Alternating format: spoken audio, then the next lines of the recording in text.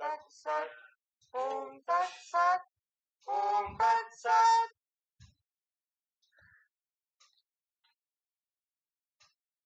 हरि ओम.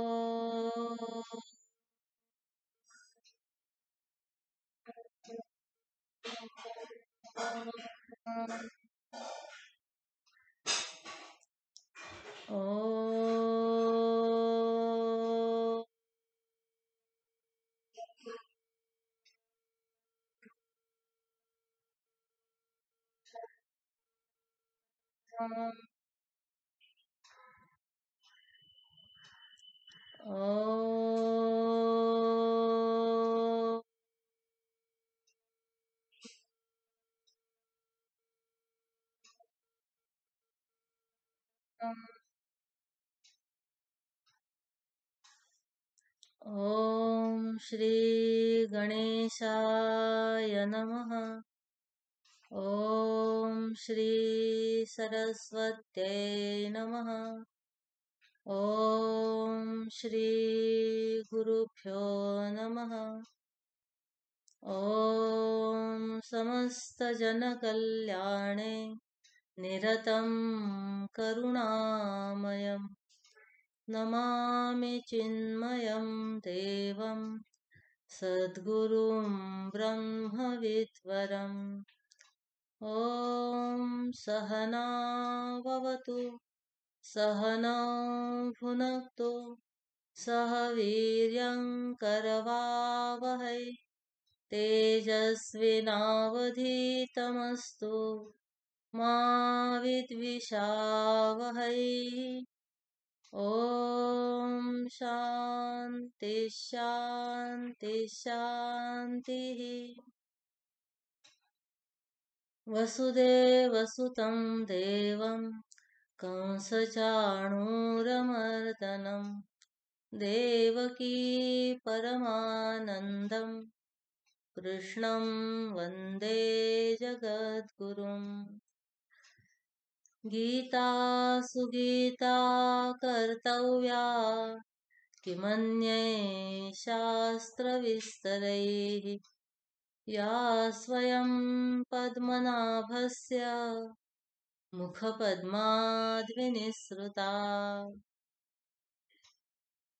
हरि ओम. गीता, विवेक, आनंद या 3 विषयावर आपण थोडं चिंतन करणार आहोत आता आज, उद्या आणि परवा. तर त्यातला जो पहिला शब्द आहे तो म्हणजे गीता. जी गायलेली आहे तिला गीता म्हणतात. गीता कुठे गायलेली आहे तर हा पण एक संवादच आहे. गुरु आणि शिष्य यांच्यामधला संवाद आहे, भाऊ आणि भाऊ यांच्यामधला संवाद आहे, मित्र मित्र यांच्यामधला संवाद आहे, देवभक्त यांच्यामधला संवाद आहे. आणि विशेष म्हणजे श्रीमत भगवत गीता तिला म्हणतात, कारण कृष्णस्तु भगवान स्वयं आणि त्यांनी हा आध्यात्मिक उपदेश सांगितलेला आहे म्हणून याला भगवत गीता असं म्हणतात. आणि या गीतेचा आणखीन एक विशेष म्हणजे हा जो आध्यात्मिक संवाद आहे तर हा एखाद्या मंदिरात, एखाद्या आश्रमात, एखाद्या मठामध्ये किंवा डोंगरावर एखाद्या गुहेमध्ये, एखाद्या नदी किनाऱ्यावर शांत अशा झाडाच्या खाली एखाद्या असं झालेला नाहीये. तो भर रणधुमाळीमध्ये झालेला आहे. म्हणजे आपण आपल्या जीवनाच्या व्यवहारामध्ये, आपल्या नित्याच्या रोजच्या दिनक्रमामध्ये या आध्यात्मिक ज्ञानामध्ये निष्ठा ठेवून, आपल्या आत्मस्वरूपाची स्मृती ठेवून कशी आपली भूमिका बजावू शकतो तर हे श्रीकृष्णाने स्वतः जगून पण दाखवलं, आणखीन अर्जुनाला उपदेश सुद्धा करून दाखवला. तर अशी ही भगवत गीता आहे. या गीतेमध्ये समाजातल्या सर्व स्तरांवरील म्हणजे कोणी ते विचारवंत असोत की तो व्यवस्थापक असोत, या सर्व स्तरांमधील लोकांसाठी उपयुक्त अशी विचाररत्ने, शब्दरत्ने, वाक्यरत्ने आढळतात. मानसोपचार तज्ज्ञ असेल किंवा आणखीनही कोणी निरनिराळ्या साहित्यिक दृष्ट्या सुद्धा या गीतेमध्ये त्या सगळ्यांसाठी जसं की म्हटलं की त्वाम अनुसंदधामी माता, गीता माता आहे. तर ज्याप्रमाणे आई आपल्या सगळ्या मुलांसाठी त्यांना काय काय योग्य आहे, काय काय पाहिजे आहे, तर ते तसं देत असते, पुरवत असते. तर प्रत्येकाची वेगवेगळी प्रकृती, आवड निवड लक्षात घेऊन, त्यांची गती आणि रुची लक्षात घेऊन, त्याप्रमाणे गीता मातेकडे सुद्धा संपूर्ण जगातले सगळे जे कोणी लोक आहेत त्याच्या सगळ्यांसाठी जे प्रमाण आहे ते उपलब्ध आहे. आपल्यातले पण सगळी जी दर्शन आहेत तर ते गीतेचंच एक एक मंत्र, एक एक श्लोक उद्धृत करतात. आणि आपलं जे दर्शन आहे सांख्य योग, तर त्याला पुष्टी म्हणून ते वापरतात. आणखीन या भगवद्गीतेचं आणखीन वैशिष्ट्य म्हणजे ही गीता जी आहे तर ती आपल्याला सांगते, जसं की गुरुदेव म्हणतात की you change and the world around you will change. तर ते आपल्या स्वतःमध्ये बदल घडवून आणायला सांगते. आपल्याला कल्पना आहे की श्रीकृष्णांनी अर्जुनाला केलेला उपदेश म्हणजे गीता. आता यावेळेला आपण जर का महाभारतामध्ये थोडंसं डोकावलं तर प्रसंग असा आहे की कौरवांनी तर खूप अन्यायपूर्वक यांचा वाटा दिलेला नाहीये राज्याचा. 5 घरं सुद्धा देण्यासाठी त्यांनी नकार दिलेला आहे. आणि सुईच्या टोकावर राहील एवढी सुद्धा भूमी नाही देणार असं त्यांनी सांगितलेलं आहे.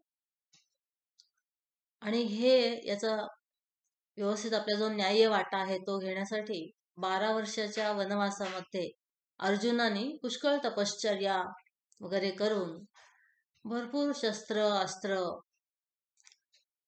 प्राप्त केलेली आहेत. की रात अर्जुन युद्धामध्ये पशुपतींकडून, शंकराकडून त्यांनी ते पण अस्त्र प्राप्त केलेले आहे. अशा प्रकारे भरपूर तयारी करून, विचारविनिमय करून हे युद्ध जे आहे ते होणारच असं निश्चित झालंय. अनेक वेळा शिष्टाई पण करून झालेली आहे की युद्ध न होता शांतीपूर्वक काही वाटाघाटी होतील का, पण तेही जमलेलं नाहीये. म्हणजे युद्धाची पूर्ण कल्पना असताना, त्याची पूर्ण तयारी केलेली असताना अर्जुन तिथे आता उभा आहे. आणि ऐन वेळी अर्जुन म्हणत आहे, सीदंती मम गात्राणि मुखम च परिशुष्यती वेपथुश्च शरीरे मे रोमहर्षश्च जायते. आता ऐनवेळी त्याला तोंडाला कोरड पडली, अंग थरथर कापत आहे, हातामध्ये धनुष्य धरवत नाहीये, उभं राहत नाहीये, घाम सुटलेला आहे. अशा वेळेला भगवान श्रीकृष्ण दुर्योधनाला किंवा भीष्माचार्यांना सांगत नाहीत की अर्जुनाची जरा मानसिक स्थिती ठीक नाहीये, त्यामुळे तो शारीरिक दृष्ट्या आता युद्ध करायला क्षम्य नाहीये, तर त्यामुळे आपण 15 दिवसानंतर युद्ध करूया, असं काही त्यांनी सांगितलेले नाहीये. भगवान श्रीकृष्णांनी अर्जुनालाच असा काही कानमंत्र दिला की जेणेकरून नंतर तो लगेच म्हणत आहे की करिष्ये वचनम तव स्मृतिर्लब्ध्वा. माझा जो मोह आहे, जे अज्ञान आहे ते गेलं, मला आठवण आली की मी कोण आहे खरा, आणि म्हणून आता तू जे सांगशील ते मी करेन. बघा, म्हणजे हे आयडेंटिटी क्रायसिस होता. म्हणजे मी कोण याची गल्लत झाली आणि म्हणून माझं कर्तव्य काय याच्याबद्दल गोंधळ उडाला. अर्जुन तिथे जो उभा आहे तो एक क्षत्रियाचा, राजाचा प्रतिनिधी म्हणून उभा आहे. आणि क्षत्रियाचं पहिलं कर्तव्य हे आहे की आपल्या प्रजेला एक स्वच्छ सुंदर असं योग्य असं शासन देणं, एक चांगलं सरकार देणं, आणि अत्याचारी अन्यायी जे लोक आहेत तर त्यांच्यापासून वाचवणं. तर हे क्षत्रिय म्हणून तिथे उभा न राहता अर्जुनाने स्वतःकडे मी एक नातू, मी एक पणतू, मी एक मुलगा, मी एक पुतण्या, मी एक भाचा या दृष्टीने स्वतःकडे पाहिलं. आणि मग हे माझे मामा, हे माझे गुरु, हे माझे आजोबा, अशा प्रकारे त्यांनी लोकांकडे पाहिलं. आणि मग मी कसा मारू त्यांना? कथम भीष्ममहम संख्ये द्रोणम च मधुसूदन येशुभी प्रतियोध्यामी. तर म्हटलं की यांना तर मी खरं फुलं वाहून पूजा केली पाहिजे, यांची प्रत्येक आज्ञा पाळली पाहिजे, आणि मी सगळीकडून बाकीकडून धन जे मिळून आणलं ते यांच्या चरणी मी दिलं पाहिजे. तर अशांना मी युद्धच कसं करू, कसं बाणाने मारू? तर भगवंतांनी असं काही त्यांना सांगितलेलं आहे की लगेचच दुसऱ्याच अध्यायामध्ये तुम्ही पहा की हा जो पहिला त्याचा विचार आहे, अनाठाई आलेली जी करुणा आहे, दया आहे, तर ती लगेच निघून जाऊन तिथे लगेच तो विचारतो की स्थित प्रज्ञस्य का भाषा समाधीस्तस्य केशव स्थितधी किम प्रभाषेत किमासीत व्रजेत किम. म्हणजे हे इतकं मोठं परिवर्तन आहे. आश्चर्य वाटतं असं बघून की जो अर्जुन आत्ता इथे म्हणत आहे न योत्से, मी युद्ध करणार नाही, निश्चितपणे ठरवलेलं आहे. आणखी मला तर भिक्षा मागून सुद्धा जगणं ह्याच्यापेक्षा बरं वाटतं की आपल्याच लोकांना मारण्यापेक्षा. आणि तोच अर्जुन फक्त जे पहिले दुसऱ्या अध्यायातलेच काही श्लोक झाल्यानंतर लगेच विचारत आहे, देवा तुम्ही हे जे सांगता स्थितप्रज्ञ असा असतो, तर त्याची काय लक्षणं आहेत? तो कसा राहतो, कसा वागतो, कसा बोलतो, कसा चालतो? तर आता त्याला ती जिज्ञासा निर्माण झालेली आहे. आणि हे काम देवाने काही श्लोकांच्याच मध्ये केलेलं आहे. ही फार मोठी गोष्ट आहे. ज्याप्रमाणे एका साध्या अशा कॅनव्हासवर एखादा चांगला उत्तम चित्रकार अगदी थोडेसेच ब्रशचे फटकारे मारून ते रंगाची काही किमया अशी करतो की त्याच्यातून एकदम प्रत्यक्ष असं ते चैतन्यमय चित्र समोर आहे असं आपल्याला वाटतं. तर तसं श्री कृष्णांनी अर्जुनाला मायक्रो सर्जरी म्हणजे इनर ऑपरेशन त्याचं केलं. आणखीन लगेच त्याच्यामध्ये एवढं मोठं परिवर्तन झालं. नंतर मग खूप सुंदर हा जो त्यांचा संवाद आहे, अतिशय शिस्तबद्ध, आणखीन टप्प्याटप्प्याने असं झालेला सुनियंत्रित आणि सुव्यवस्थित असा संवाद आहे. मध्ये मध्ये अर्जुनाने काही काही प्रश्न सुद्धा विचारले, तर त्यावेळेला भगवान श्रीकृष्णांनी त्याच्या स्तरावर येऊन आपला जो मुद्दा होता चालू विचाराचा तो बाजूला ठेवून त्याच्या प्रश्नांची उत्तरही दिली, काही अध्यायही त्याच्यासाठी दिले, आणि पुन्हा आपला मुद्दा न सोडता तो पुन्हा चालू ठेवलेला आहे. इतकी व्यवस्थित गीता. या गीतेवरती अनेक भाष्य लिहिली गेली, आता सुद्धा लिहिली जात आहेत. आणि तरीही असं म्हणतात की भगवद्गीतेवरचं सगळ्यात उत्कृष्ट भाष्य म्हणजे भगवद्गीता हीच आहे.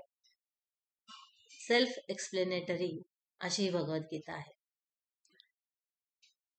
या भगवद्गीतेवर आद्य शंकराचार्य ज्या वेळेला भाष्य लिहितात तर त्यावेळेला ते संबंध भाष्य म्हणजे संगती भाष्य असं लिहितात. आणि त्याच्यामध्ये ते मुख्य करून सांगतात की देवाने हे जे जग बनवलं, तर हे जग बनवल्यानंतर त्यांनी छान असं एकदम सुरळीत सगळी सुव्यवस्था लावून दिली, आणि त्यांनीच विविधता सुद्धा सगळी निर्माण केली. तर काय सांगितलं की विविधो ही वेदोक्त धर्म प्रवृत्ती निवृत्तीश्च. दोन प्रकारचा वेदांमध्ये धर्म सांगितला. एक म्हणजे प्रवृत्ती, दुसरं म्हणजे निवृत्ती. प्रवृत्ती म्हणजे बहिर्मुखी भावना की हे मिळवावं, हे करावं, इकडे जावं, अमुक व्हावं, आणि त्याप्रमाणे संपूर्ण मग कर्मपरायण जीवन. आणि निवृत्ती सुद्धा त्यांनीच निर्माण केली. निवृत्ती म्हणजे अंतर्मुखी वृत्ती की आता बस, बाहेरचं सगळं बस, मी सगळं पाहिलं, अनुभवलं, आणि मला जे सुखाचा शोध आहे, मला जे नित्य निरंतर असं सुख पाहिजे आहे ते बाहेर नाही, याची मी परीक्षा करून पाहिलेली आहे. तर आता मला ते सुख आतमध्येच घ्यायचं आहे. तर अशा प्रकारे निवृत्ती आणि प्रवृत्ती हे दोन्ही धर्म वेदांमध्ये सांगितले. त्याप्रमाणे सगळं छान चालू होतं. पण पुढे पुढे जसा काळ गेला तर तसं तसं ते जे ज्ञान होतं ते थोडं थोडं डायल्यूट झालं, आणि त्याच्यामुळे मग नंतर पुढे पुढे इच्छांचा कोंडमारा मनांमध्ये वाढला. जे विषय आहेत ते तिथे कमी पडायला लागले. मग त्याच्यामुळे स्पर्धा, संघर्ष, कलह हे सगळ्या गोष्टी आल्या. इच्छा वाढल्यामुळे राग, द्वेष, प्रिय अप्रिय या सगळ्या गोष्टी आल्या. आणि म्हणून मग हे जे ज्ञान आहे ते पुन्हा नव्याने देण्याची जरुरी भासली, देवाला आवश्यकता भासली. मग त्याने पुन्हा पुन्हा ते ज्ञान कधी ब्राह्मणांच्या द्वारे, कधी क्षत्रियांच्या द्वारे, कधी देवतांच्या द्वारे दिलेले. चौथ्या अध्यायात या ज्ञानाची परंपरा सुद्धा भगवान सांगतात. इमम विवस्वते ज्ञानम प्रोक्तवानहम अव्ययम विवस्वान मनवे प्राह मनुरिक्ष्वा कवे ब्रवीत. सर्वात सुरुवातीला मी सूर्याला हे ज्ञान सांगितलं. मग त्यांनी स्वयंभुव मनु जो पहिला मानव होता त्याला सांगितलं. त्यांनी इक्ष्वाकू या सूर्यवंशातील श्रीरामांच्या पूर्वज राजाला सांगितलं. आणि मग तिथून पुढे पुढे ते ज्ञान असं चालत आलं. तर अशा प्रकारे अनेक परंपरा आहेत. नारायणम पद्मभुवम वसिष्ठम शक्तिं च तत्पुत्र पराशरं च व्यासं शुकं गौडपदं महान्तं गोविंद योगीन्द्रमथास्य शिष्यं श्रीशंकराचार्यमथास्य पद्म पादं च हस्तामलकं च शिष्यं तं तोटकं वार्तिककारमन्यात् अस्मद्गुरुं संततमानतोस्मि. नारायणांपासून ही पुन्हा परंपरा सुरू झाली. मग त्यांचे पुत्र वसिष्ठ, मग पराशर, मग पाराशर म्हणजे व्यास, त्याच्यानंतर मग शुक, नंतर मग गौडपादाचार्य, गोविंदपादाचार्य, शंकराचार्य आणि त्याच्या पुढे ही परंपरा अशीच चालू आहे. तर आता सध्या सुद्धा आपले असलेले स्वामी संन्यासी थोर महात्मे तर यांच्याद्वारे तेच देवतत्व आपल्याला गुरुरूपाने येऊन हे सगळं सांगत असतात. स्वामी विवेकानंद हे त्यातलेच एक. रामकृष्ण परमहंसांना आपल्या ध्यानामध्ये मननामध्ये दिसलंच होतं की ते सप्तर्षींमधले जे ऋषी आहेत ते तेजाचं वलय ते आलेले आहेत आणि ते इथे प्रचंड मोठं कार्य अवघ्या 39 वर्षाच्या आयुष्यामध्ये करून जाणार आहेत की जे स्फुल्लिंग निर्माण झालेले आहे त्याची प्रेरणा जी आहे ती अजूनही आपल्याला इथे मिळते, अजूनही आपल्याला त्याची स्फूर्ती प्राप्त होते. स्वामी विवेकानंदांच्या वरच खरं म्हणजे बोलायला लागलं तर आपल्याला 1 तास पूर्ण आणखीन कमीच पडेल. लहानपणापासूनच बाळाचे पाय पाळण्यात दिसतात असं हे जसं म्हणतात तसं त्याप्रमाणे त्यांना विरेश्वर बिले आई त्यांची म्हणायची प्रेमाने. आणि रागावले की थंड पाणी ओतून शिव शिव म्हटल्यावर ते शांत होत असत. पहिल्यापासूनच त्यांचा दानी हा असा गुण होता. अतिशय उदार दिलदार मनाचे आणि देत असत. विशेष करून साधू संन्यासी थोर महात्मे कोणी आले तडी तापसी की त्यांना विशेष करून देत असत.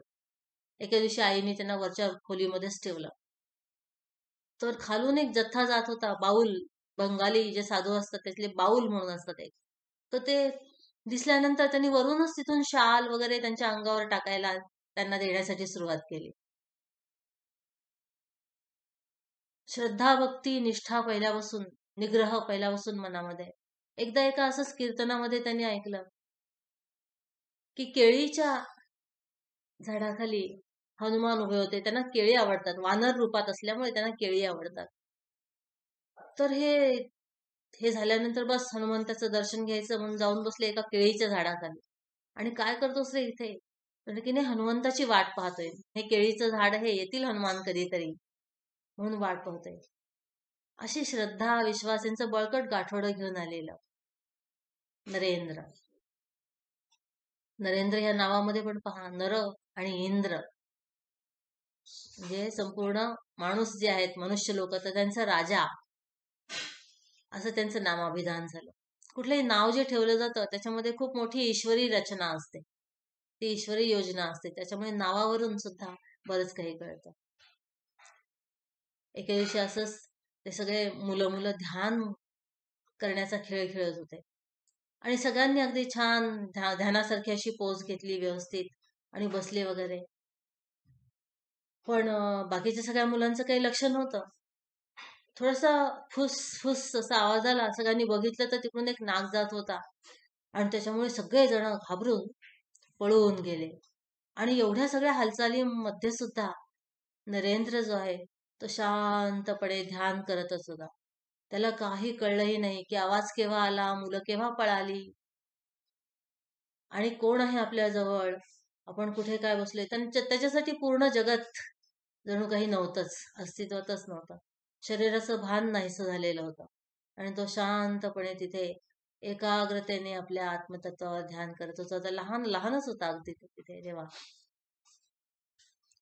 आणि त्याच्यानंतर मग त्या मुलांनी बघितलं की तो साप शांतपणे त्याच्याजवळ येऊन त्याच्यानंतर निघून गेलेला आहे.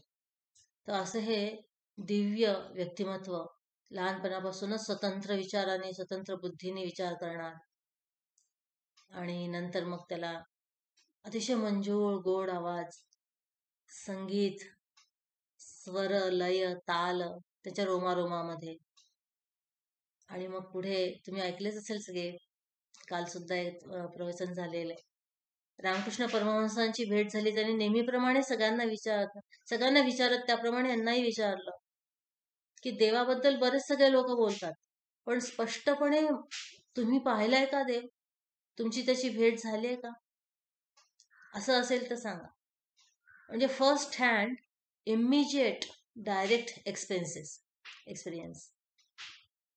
आणि रामकृष्णांनी त्याच्या डोळ्यामध्ये डोळे घालून निसंदिग्धपणे त्याला सांगितलं की हो नरेन, त्याला म्हणायचे नरेन, जेवढा स्पष्टपणे मी तुला पाहतोय, तुझ्याशी बोलतोय, तुझ्या बरोबर आहे, त्याच्याहून जास्त स्पष्टपणे मी देवाला पाहिलंय, त्याच्याशी बोललो.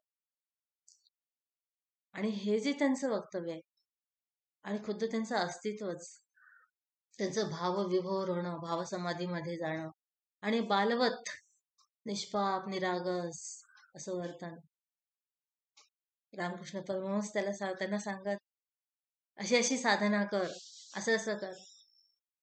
आणि ते केव्हा येतात अशी वाट पाहत राहत. कलकत्त्यावरून कालीवाडीला ही मुलं, राखाल वगैरे ही सगळी मुलं केव्हा येतात.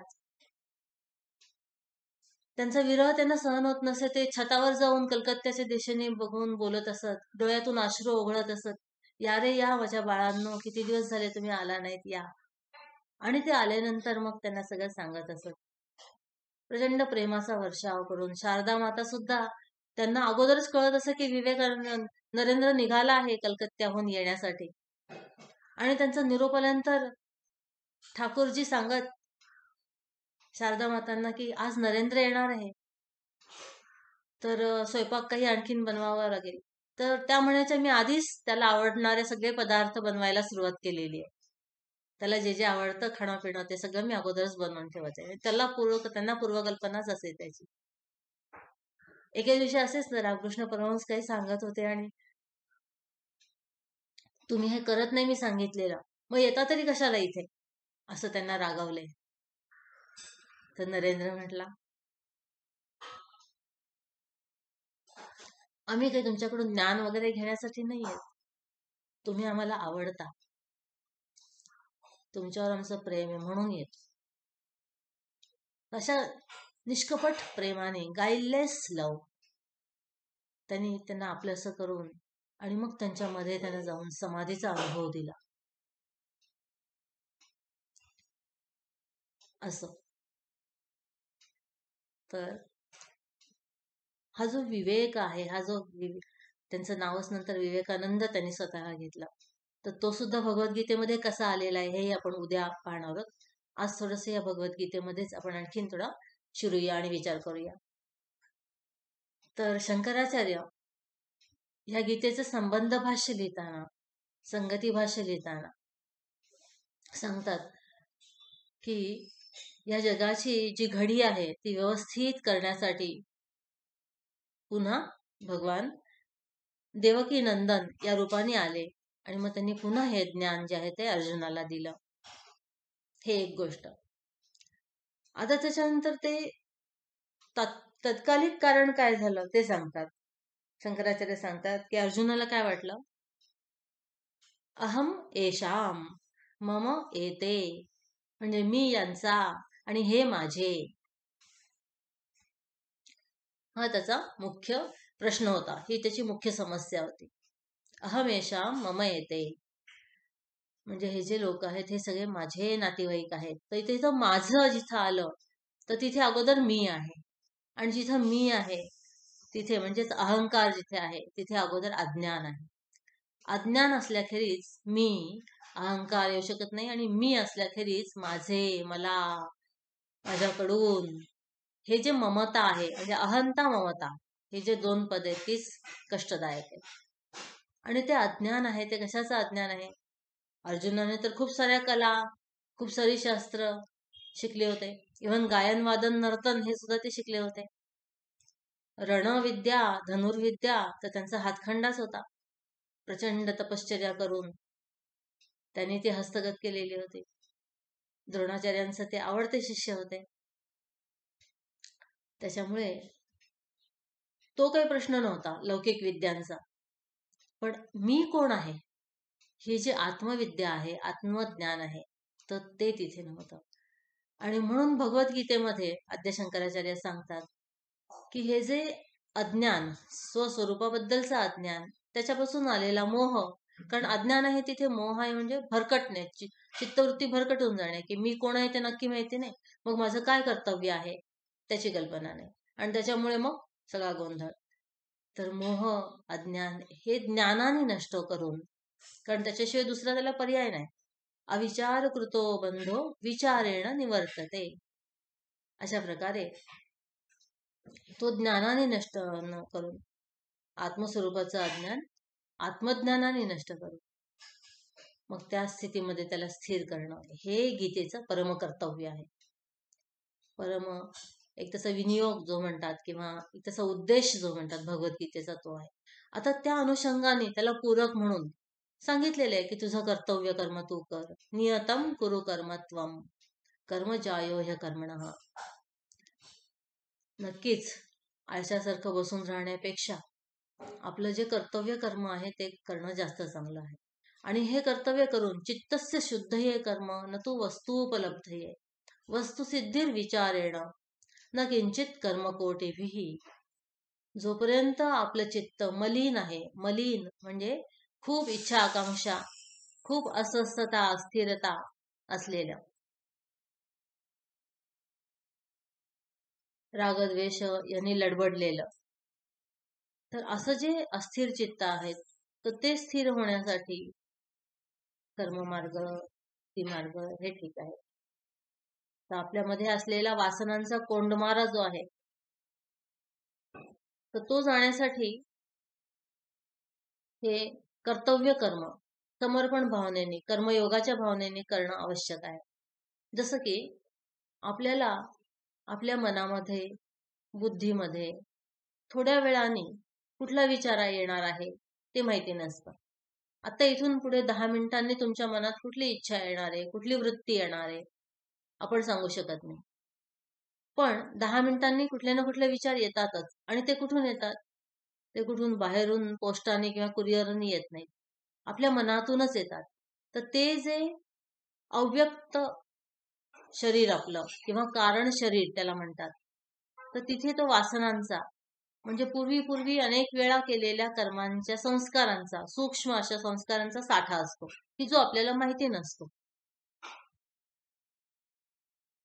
तिथून पुढे तो विचार ज्या ज्या वेळेला ते कर्म फळतात, आणखीन त्या वासना उलगडतात, तर तेव्हा ते बुद्धीमध्ये, मनामध्ये येतात, इच्छांच्या, वृत्तींच्या, विचारांच्या रूपाने.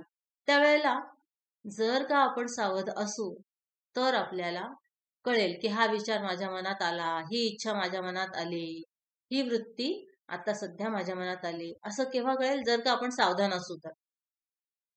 बऱ्याच लोकांना तर आपलं मन आपल्यापेक्षा वेगळं आहे, बुद्धी आपल्यापेक्षा वेगळी आहे हे माहितीच नसतं, आणि म्हणून ते डायरेक्ट त्या इच्छेशी एकजीव होऊन जातात, मनाशी बुद्धीशी पण एकजीव होऊन जातात ते, आणि तादात्म्य करून त्याप्रमाणे आचरण करून पुन्हा त्याचं फळ, पुन्हा त्याचं संस्कार, पुन्हा त्याच्या वासना, पुन्हा त्या अव्यक्त शरीरामध्ये, कारण शरीरामध्ये जाणार, अशी चक्र चालू असतं. तर त्याला पामर, अज्ञानी, बद्ध असे म्हणतात. त्याच्यानंतर जेव्हा कधी थोडंसं हे काही असं आपण ऐकतो, वाचतो, काही कळायला लागतं, थोडं लक्षात राहतं, तर तेव्हा मग तो मुमुक्षु, साधक अशी त्याची स्थिती होते. आणि मग आपल्याला हे कळतं की हा, माझ्या मनात हे विचार आला. तर हे जे अज्ञान आहे, हे जे अव्यक्त वासनांच्या मध्ये संस्कार जे पूर्वीचे आहेत,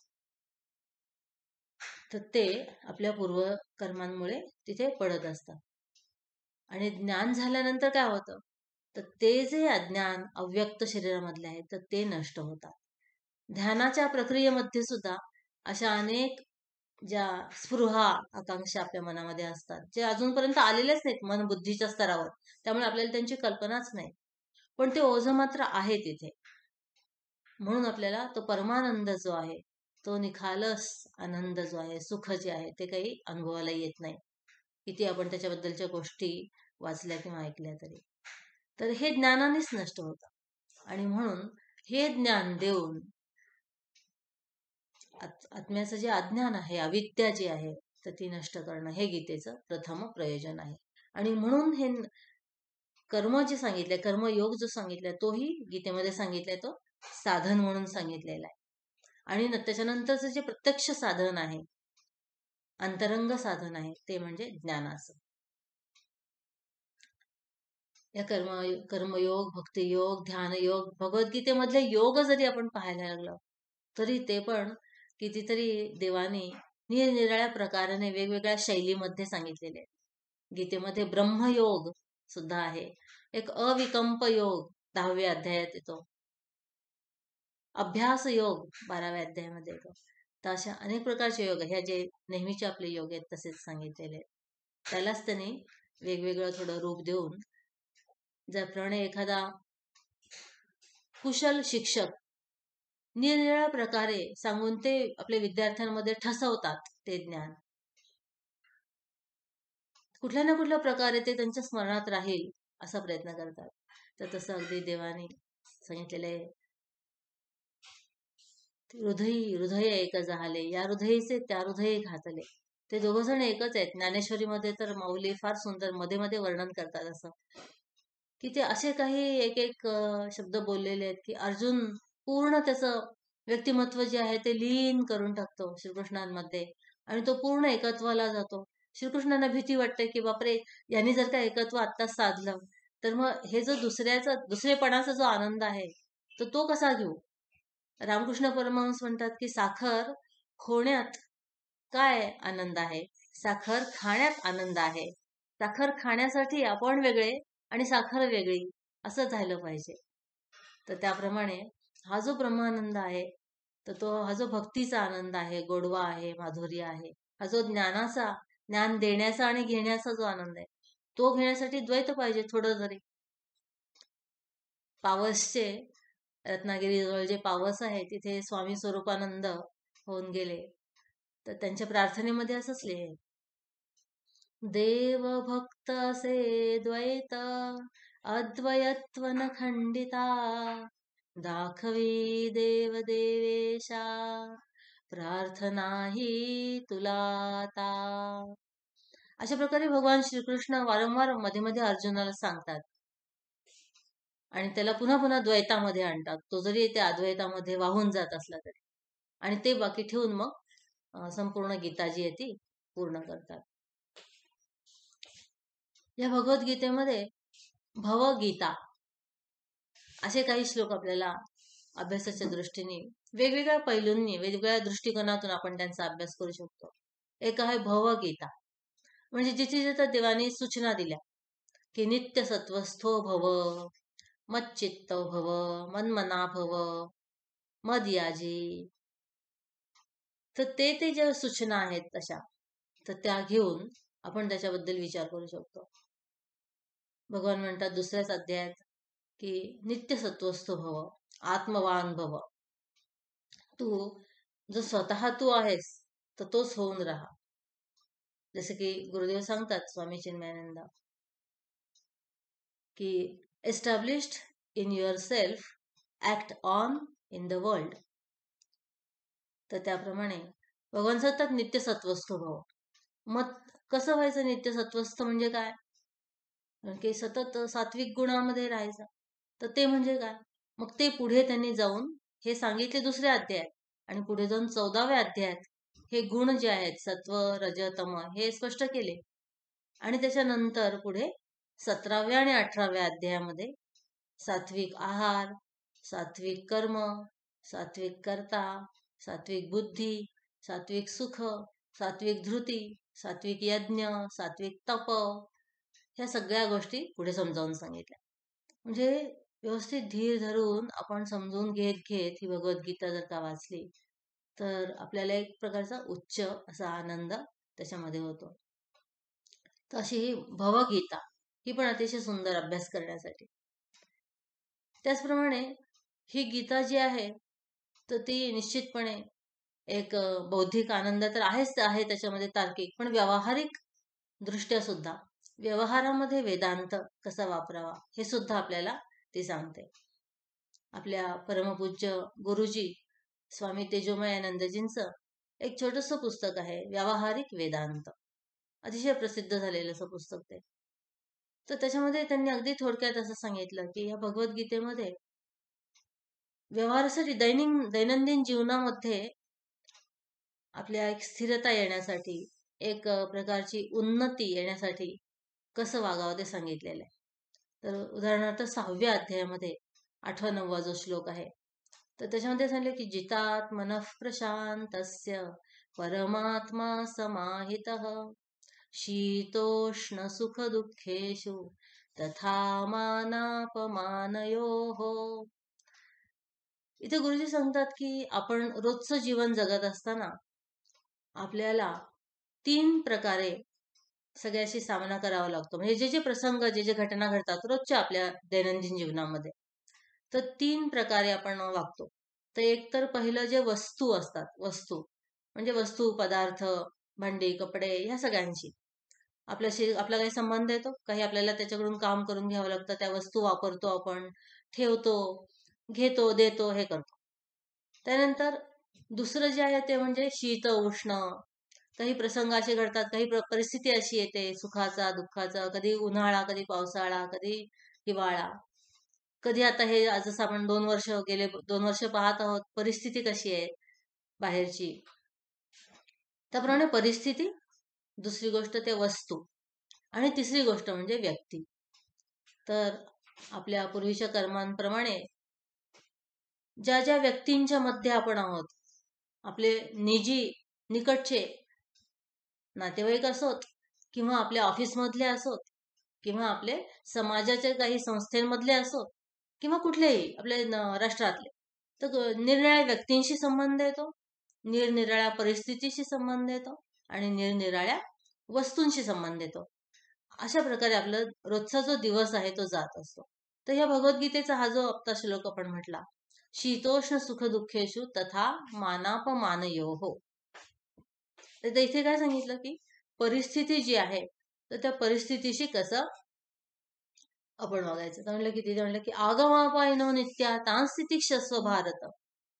ही परिस्थितीच्या बाबतीत एक आपल्याला समजता येईल की ती तर येणारी आणि जाणारी आहे, ती कधीही एकच राहत नाही. सुख तर सुखच, सतत सुख असं कधी राहत नाही. दुःख तर दुःखच कधी असं राहत नाही, किंवा गरमी तर गरमीच राहत नाही, थंडी तर थंडीच राहत नाही. आणि आपल्याला जे आहे त्याला जर का म्हटलं तर सगळ्यात आपण नीट राहू शकतो, म्हटलं तर तक्रारच करायची तर सगळ्याची तक्रार होऊ शकते. म्हणून हेच लक्षात ठेवून की या तर येणारे जाणारे आहेत, म्हणून ते तू सहन कर, असं दुसऱ्या अध्यायात पण सांगितलं देवाने. अच्छा, तर मग म्हणजे परिस्थितींच्या बाबतीत काय सांगितलं की आगमा पायनो नित्या त्या स्थितिक्षस्व, त्यांना तू सहन कर. लक्षात ठेव, दिस टू शल पास. हे जे आहे आत्ताची जी स्थिती आहे ती पण जाईल. अच्छा, आता दुसरं जे आपण बघितलं, आपण 3 गोष्टी बघितल्या, एक तर परिस्थिती, दुसऱ्या वस्तू, आणखीन तिसरं व्यक्ती. आता परिस्थिती झाली, आता दुसऱ्या वस्तू. तर वस्तूंच्या बाबतीत लगेच त्याच्या खाली श्लोक आहे पुढे की ज्ञान विज्ञान तृप्तात्मा कूटस्थो विजितेंद्रिय युक्त इत्युच्यते योगी समलोष्टाश्म कांचन. तर गीतेमध्ये सांगितलं की सम लोष्ट अश्म कांचन, म्हणजे या 3 गोष्टींमध्ये तो समान भाग ठेवतो. असं अनेक ठिकाणी येतं ना, इथेच असं नाही, अनेक ठिकाणी येतात. विद्या विनय संपन्ने, तो की जो असं विद्या विनय संपन्न असं ब्राह्मणे गवी हस्तिनी शुनी चैव स्वपाकेच पंडिता समदर्शिनः. म्हणलं की एखादा जो खरोखर समजदार आणि विद्वान आणि ब्रह्मज्ञानी असा आहे, तर त्याच्या दृष्टीने एखादा विद्वान आदरणीय असा व्यक्ती, एखादा कुत्रा, एखादी गाय, एखादा हत्ती, म्हणजे राजसिक तामसिक सात्विक, तिन्ही प्रकारचे पशु किंवा व्यक्ती सुद्धा, चांडाल वगैरे, तर हे सगळे कसे, त्यातलं तो आत्मतत्व बघतो फक्त. वरच्या ज्या उपाधी आहेत त्या न पाहता तो आत्मतत्व पाहतो. त्या एकत्वावर नजर ठेवल्यामुळे त्याला कोणाशी शत्रुत्व वाटत नाही. त्याचं मन कोणाच्या बद्दलच्या द्वेषाने कलुषित होत नाही. ते शुद्ध आणि सुखपूर्ण असंच राहतं. माऊली सुद्धा म्हणतात ज्ञानेश्वरीमध्ये, चैतन्य हेतो सर्वगत, ते जे स्वीकारिती ते संत. आपण आपली दृष्टी वरवरच्या भेदांमध्ये ठेवली, वरवरचे जे सद्गुण आहेत, दुर्गुण आहेत, काही क्षमता आहेत, तर त्यांच्यामध्ये ठेवली. कोण आळशी आहे, कोण कामसू आहे, कोण खरं बोलतो, कोण खोटं बोलतो, कोण स्वार्थी आहे, कोण निस्वार्थी आहे, अशी जर का भेदांवर ठेवली तर आपल्या दृष्टीला भेदच दिसतील, अनेकताच दिसेल, नानात्व आणि विविधता दिसेल, की ज्याच्यामुळे पुढे रागद्वेष, प्रिय अप्रिय, संघर्ष, कलह हे सगळे मिळतील. आणि त्याच्यामध्ये आपला वेळ, शक्ती आणि मनाची शक्ती, मनाचा कप्पा मोठा वाया जातो.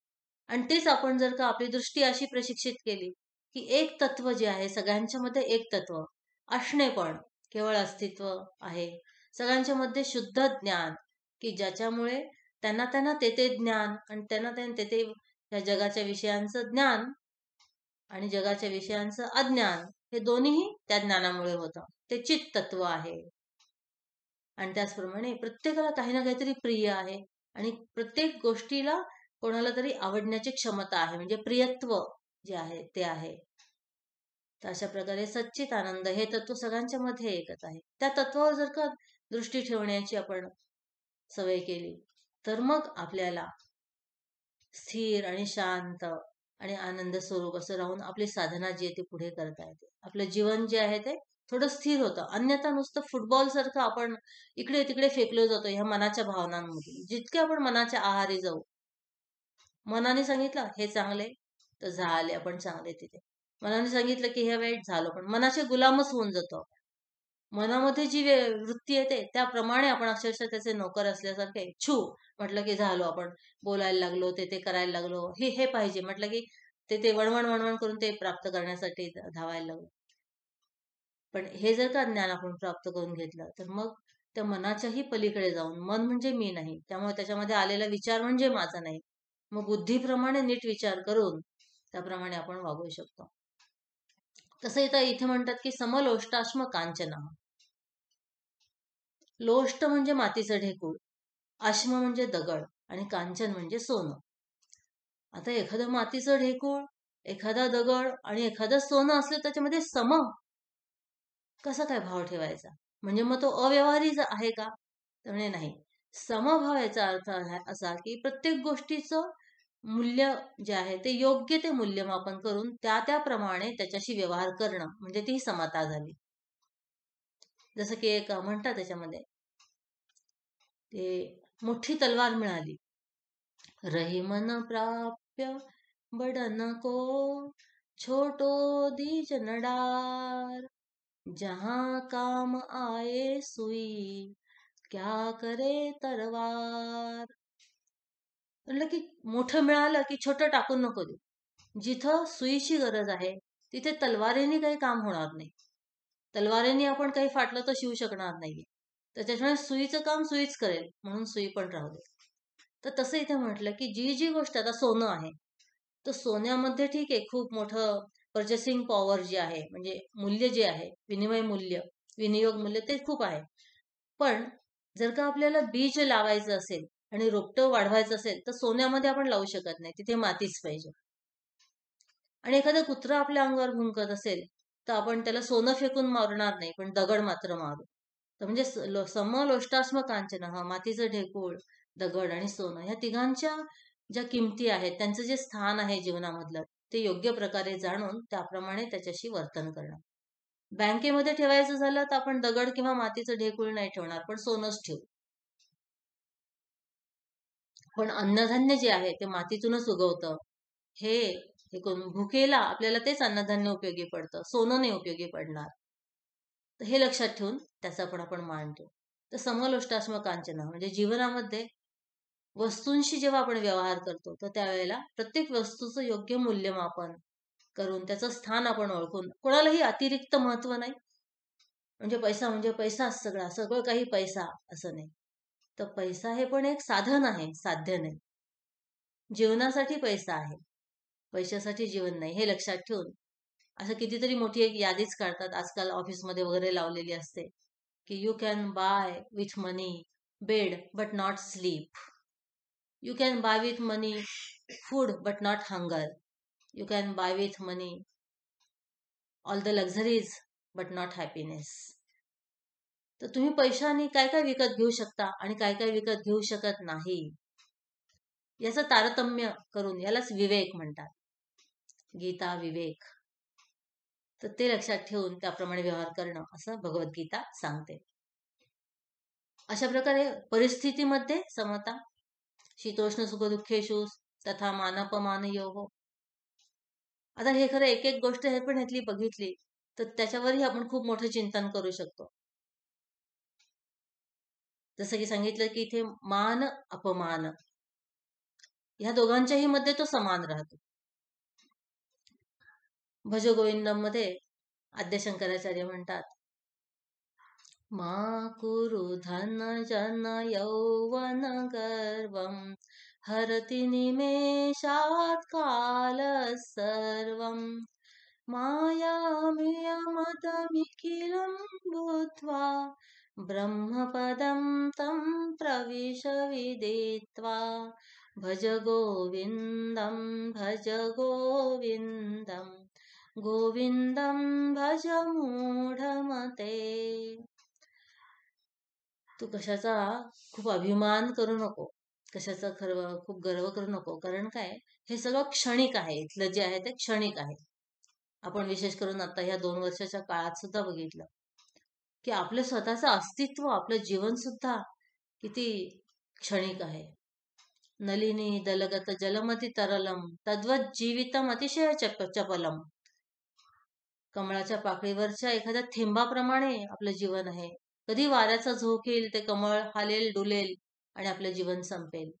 असं आपण जे कोणी वाचलंय तर ते नजीकच्या आपल्या अनेक परिचित लोकांच्या बाबतीत आपण बघितलं. त्यामुळे हे सगळं इथलं जे काय आहे जीवनच क्षणिक आहे. त्यामुळे जीवनात मिळणारी हर गोष्ट क्षणिक आहे. मृत्यू सर्व हरश्चाहम. भगवान मृत्यूच्या रूपाने सगळं काही, आपलं नाव गाव प्रसिद्धी, आपल्या सगळ्या क्षमता, सगळं काही हरण करून घेणारे आहेत. ते त्यांचंच रूप आहे. कालोस्मि लोक क्षयकृत प्रवृद्धो लोकान समाहर्तुमिह प्रवृत्तः ऋतेपि त्वाम न भविष्यन्ति सर्वे व्यवस्थिता प्रत्यनीकेश योधाः. या काळाच्या रूपाने, संहारक अशा काळाच्या रूपाने मीच आहे तिथे, असं 11व्या अध्यायात सुद्धा भगवान सांगतात. तपाम्यहमं वर्षम निगृह्णामि सृजामि च अमृतश्चैव मृत्युश्च सदसच्चाहम अर्जुन. ज्याप्रमाणे जीवन मी आहे त्याप्रमाणे मृत्यू पण मी आहे असं देव सांगतात. तर म्हणजे मृत्यू देव आहेत. तर मग मृत्यूचे दूत म्हणजे रोग व्याधी हे सुद्धा ते देवदूत झाले. आणि हा परममंगल परमशुभ असा मृत्यू आहे. त्याच्यामुळे आपल्या सगळ्या हालापेष्टा, सगळे कष्ट, सगळे त्रास, सगळे संकट संपतात. अन्यथा मृत्यू जर का नसेल तर हे सगळं पण चिरंजीव होईल. आपल्या ज्या अडचणी गैरसोयी ज्या आहेत त्या पण चिरंतन राहतील, पण त्या कधी ना कधी संपणार आहेत. म्हणून तर सावरकर म्हणतात, ये महान मंगल मृत्यू ये. ते त्या मृत्यूला महान मंगल म्हणतात. असो, तर भगवान शंकराचार्य सांगतात की मानापमान योग. तर हे सगळं क्षणिक आहे. आणि विचार करा की जे काही तुमच्याकडे आहे, ज्याच्याबद्दल तुम्हाला अभिमान किंवा असं आहे, तर ते तुम्हाला कसं मिळालं. तर आपल्या जीवन जे आहे, चेतना जी आहे आपल्यामध्ये, तीच तर देवाची आहे. त्याच्यानंतर शरीर जे आहे ते पण कोणी निर्माण केलेलं आहे, ना आपण निर्माण केले ना आपल्या आईने निर्माण केले. जेव्हा आपण तिच्या गर्भामध्ये होतो तिला माहिती पण नाही की आतमध्ये काय काय चाललंय.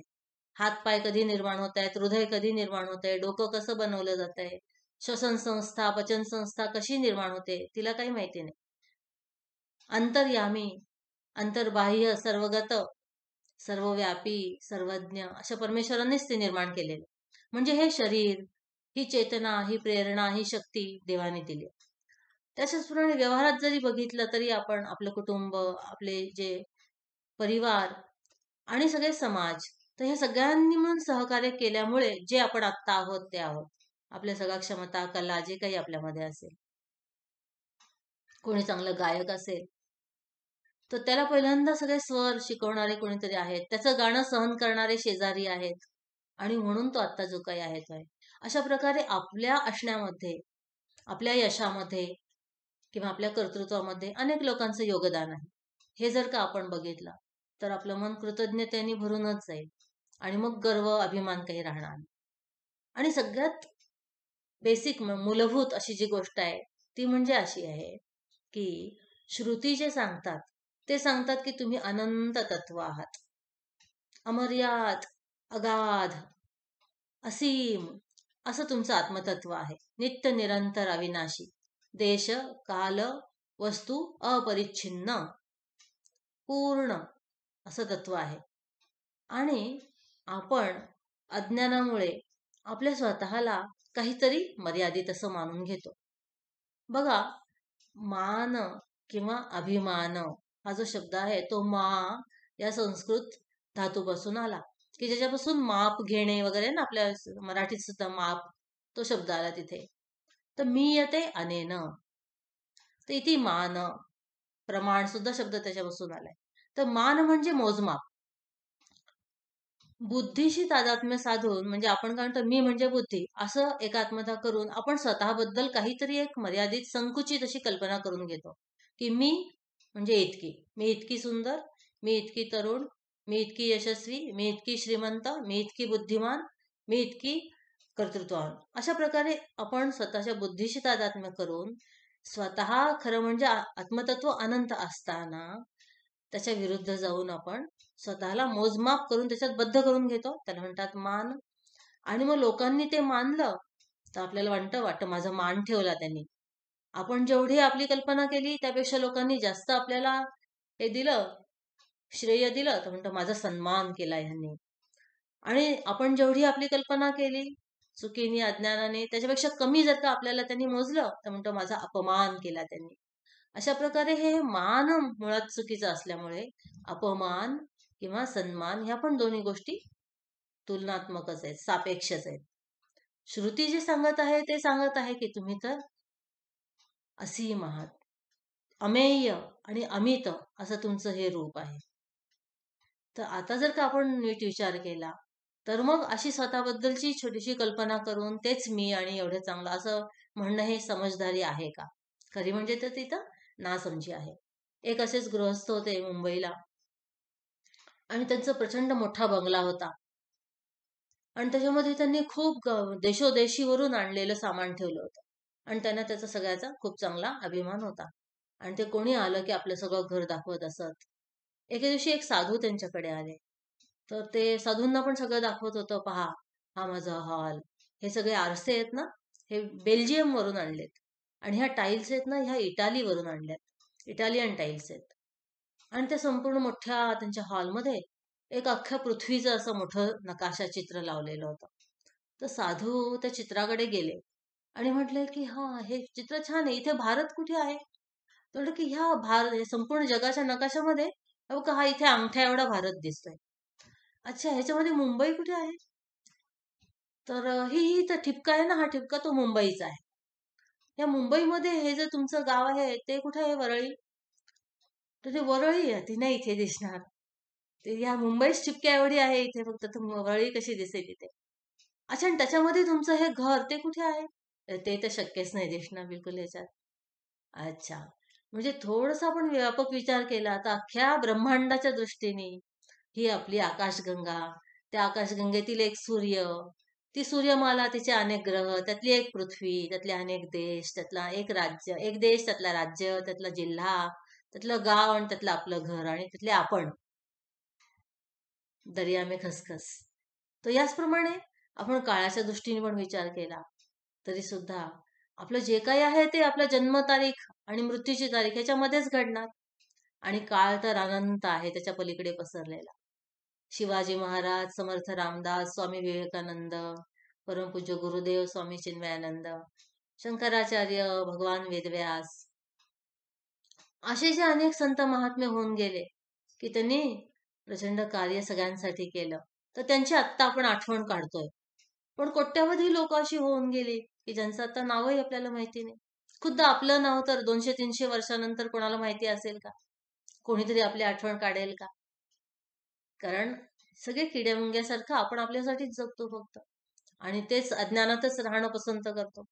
आपला अट्टहास आपण सोडत नाही की मी जीव आहे, मी देह आहे. त्याच्या पलीकडे जे श्रुती सांगतात, जे संत सांगतायत, अनुभव घेतलाय, त्याकडे आपण लक्ष देत नाही. ते लक्षात ठेवून आपली जो पूर्वीचा गैरसमज होता तो सोडण्याचं धारिष्ट्य आपण दाखवत नाही. तर त्यामुळे आपलीच आठवण कोण काढेल 300-400 वर्षानंतर? आपले म्हणजे ते केवळ स्मृती, एक विचार ह्या सुद्धा अस्तित्व असेल आपलं. आणि तेच जर का आपण श्रुतीने सांगितल्याप्रमाणे की ते तत्व मी आहे, अहम ब्रह्मास्मी, असं जर का ठेवलं निश्चितपणे, आणि जे सत्य आहे, जे खोटं नाही आहे, हे शरीर म्हणजे मी नाहीये, ते जर का आपण लक्षात ठेवलं, तर मग किती आनंद की आपण खरोखर जे आहे वस्तुस्थिती, तर तिला धरून वागत आहोत. ज्याला श्रुतीचं पण पाठबळ आहे, संतांचं पण पाठ, आणि ह्याच्यामुळे आपलं दैनंदिन जीवन काहीही परिणामित होणार नाहीये. तिथे आपण आपली जी भूमिका आहे ती योग्यप्रमाणे करणार आहोत. योग वासिष्ठ नावाचा एक ग्रंथ आहे, ज्याच्यामध्ये वसिष्ठ ऋषींनी श्रीरामांना केलेला उपदेश आहे. त्यामध्ये एक श्लोक येतो, अखिन्नम क्षणमासीनम पश्य संसार नाटकम. हे श्रीरामा, खूप जास्त दगदग करू नको. तुझं जे कर्तव्य आहे ते नीट कर आणि खुश राहा, प्रसन्न राहा, आणि बस नाटक बघे. हे सगळं संसाराचं या जगाच्या रंगमंचावर नाटक चाललेलं आहे. तिथे या सगळ्या भूमिका जे करत आहे ते तुझंच मन आहे. त्याच्यामध्ये तू पण तुझी एक भूमिका करत आहे. त्या नाटकाचं लेखन, कथालेखन, पटकथा लेखन, संवाद लेखन, नेपथ्य, वेशभूषा, दिग्दर्शन, सगळं काही तू स्वतः आहेस, आणि प्रेक्षक पण तू स्वतःच आहेस. अशा प्रकारे तू साक्षी भावाने केवळ राहा आणि पहा. अखिन्नम क्षणमासीनम पश्य संसार नाटकम. ज्याप्रमाणे आपण जीवनातल्या सगळ्या घटना पाहतो, त्याचप्रमाणे मृत्यू ही पण एक घटना आहे की ज्याच्याकडे आपण साक्षी म्हणून पाहू शकतो. आणि या शरीराच्या ज्या अवस्था आहेत, जरा म्हणजे वृद्धपण, किंवा रोग किंवा आरोग्य, ह्या पण, तर त्या सुद्धा आपण तशाच पाहू शकतो. प्रयत्न तर करून पहा. तर अशा प्रकारे मानापमानयोः. त्याच्यानंतर दुसरं आपण बघितलं की वस्तूंशी समलोष्टाश्मकांचन. आता तिसरं जे आहे, तर त्याच्याबद्दल सांगतात की सुहृन् मित्रार्युदासीन मध्यस्थद्वश्य बंधुषु साधुष्वपि च पापेषु समबुद्धिर्विशिष्यते. याच्यामध्ये अनेक प्रकारची लोक सांगितली. सुहृत म्हणजे जे चांगल्या हृदयाचे, सहृदय, सगळ्यांचं भलं इच्छिणारे, सगळ्यांच्या बद्दल सद्भावना. सुहृद मित्र, मित्र म्हणजे खास आपल्याबद्दल त्याला कळवळा आहे, आपलं चांगलं व्हावं असं त्याची कळकळ आहे. सुहृद मित्र. अरी, तिथे मध्ये अरी लपलाय बघा. सुहृद मित्रार उदासीना, युदासीन. तर अरी म्हणजे शत्रू, की जो सतावतो आपल्याला, जो त्रास देतो. शातनात शत्रू, तो लपून छपून बसून त्रास देतो.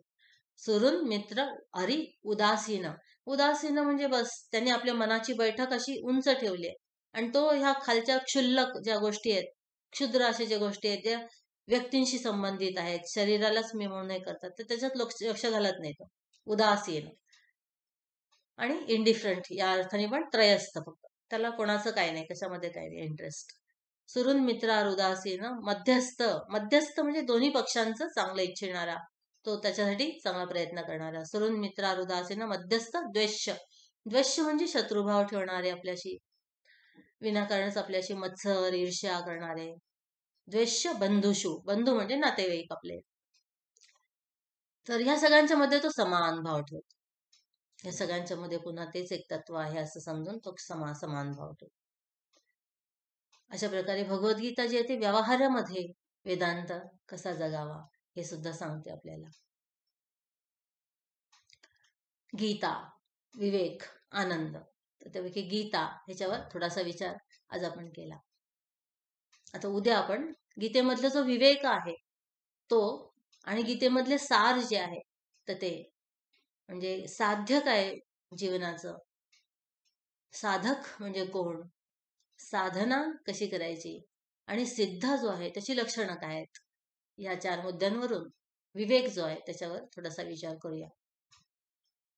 हरि ओम. ओ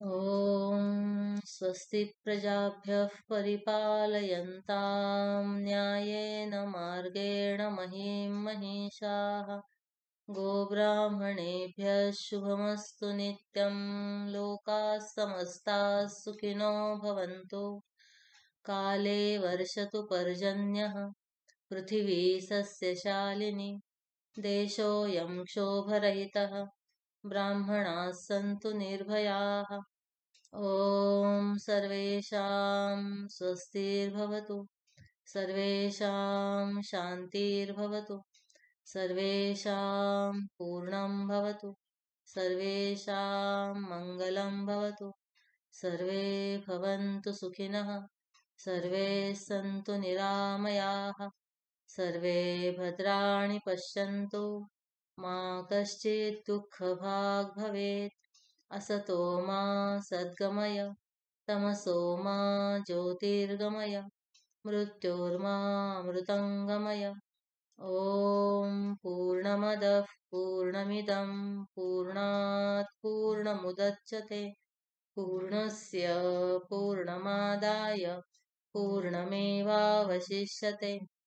ॐ शान्ति शान्ति शान्तिः हरिः ॐ श्रीगुरुभ्यो नमः हरिः ॐ श्रीसीतारामचन्द्रार्पणमस्तु श्रीकृष्णार्पणमस्तु हरि ओम्